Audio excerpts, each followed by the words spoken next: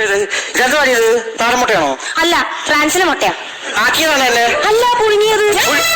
എന്റെ സ്വഭാവമായിട്ട് ഞാൻ പറയാം കേട്ടോ. അവനെന്തിയടി? അകത്തുണ്ട്.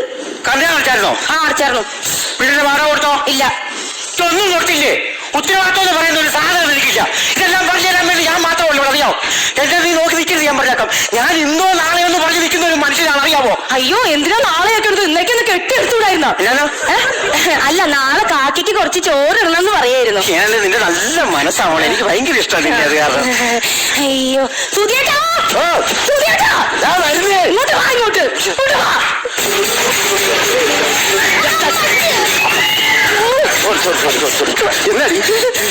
അമ്മാവന്റെ സ്വഭാവം എനിക്ക് തീരെ പിടിക്കില്ല കേട്ടോ. ഞാൻ എന്ത് ചെയ്താലും കുറ്റം. ദോശ ഉണ്ടാക്കിയ കുറ്റം, സാമ്പാർ ഉണ്ടാക്കിയ വരെ കുറ്റം. സാമ്പാർ ഉണ്ടാക്കിയ വരെ കുറ്റം. ഈ സാമ്പാർ ഉണ്ടാക്കിയാൽ മതി, ക്യാമറ ഉണ്ടാക്കി ഇന്നൊരു ദിവസത്തിൽ നിങ്ങൾ അഡ്ജസ്റ്റ് ചെയ്യും. ഒരു പായ എടുത്തോണ്ട് വന്നാൽ ആ മരത്തിന് ചൂട് നമുക്ക് കിടക്കാൻ. അയ്യേ, ആ മരത്തിന്റെ ചോട്ടിൽ മുഴുവൻ കാക്ക തൂറും. നമ്മുടെ വീട്ടിൽ മാമൻ വന്നും പറഞ്ഞു കാക്കയ്ക്ക് തൂറായിരിക്കാൻ പറ്റും. അങ്ങോട്ട് എഴുന്നേക്ക്. എനിക്ക് ഈ കുടുംബത്തിൽ രണ്ടിലൊന്നും അറിയണം. ഒന്നല്ലെങ്കിൽ ഈ കുടുംബത്തിൽ ഞാൻ, അല്ലെങ്കിൽ മാമൻ. ഇറക്കി വിട്, ഇറക്കി വിട്, ഇറക്കി വിട്. അത് ശരി. അപ്പൊ ഞാനിവിടെ നിൽക്കുന്നത് നിങ്ങൾക്ക് ഭയങ്കര ബുദ്ധിമുട്ടായി പോയല്ലേ? അല്ലേ? അല്ല, മാമ ഇവിടെ നിന്നോളൂ, ഞങ്ങൾക്ക് സന്തോഷേ ഉള്ളൂ. നിന്റെ പേരെന്തോന്നു? സുമ. സുമയല്ല, ആമാ. പെട്ടെന്ന് തന്നെ തല അകത്തോട്ട് വലിച്ചല്ലോ നീ.